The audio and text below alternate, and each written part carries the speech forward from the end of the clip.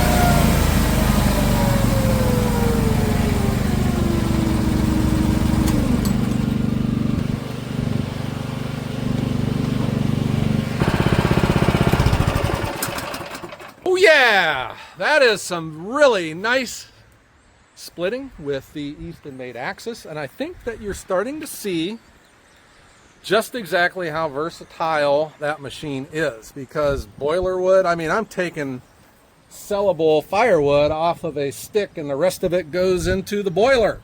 And I had never been a big fan of conveyors because my style of firewood doesn't really need it, but on days like this, the Timberwolf 16-footer really earns its keep. You know what they say, the mechanic always has the worst running car in town. Well, the professional firewood delivery service has the ugliest woodshed in town, and it is going to get a heck of a lot uglier when I take this home and dump it in this little space that I have made for all of this ugly wood. This will be heating the house for winter 25-26. And I was also able to get some nice looking sellable firewood. I had a pizza oven in mind when I'm splitting this wood. I know exactly which restaurant that's going to go to, but then there was a lot of cherry in there too. And this was my assessment of this, because all of those logs were cut all at the same time. And you know, they all had different levels of rot and turning punky, but the cherry stayed the best out of all of them. I didn't see really any rotted cherry to where I threw it out, but all of the other species, I was putting them into the boiler. But the Eastonmade axis is awesome. It's okay, it does a great job, but it also creates a lot of versatility depending on what kind of firewood business you want to run, because you can split it the way you want it, and it's tough, and it doesn't stop. If you find it, you know, the knife won't split the log, you just back off and move it around a little bit and it goes right through it. And my ant wagon, the Leonard wheelbarrow. I think the important thing too is, for a guy like me, I can just come out here and do this all by myself. I don't need any help. It's just me and the machines. All right, well, I hope you enjoyed this video, and everyone have a great day.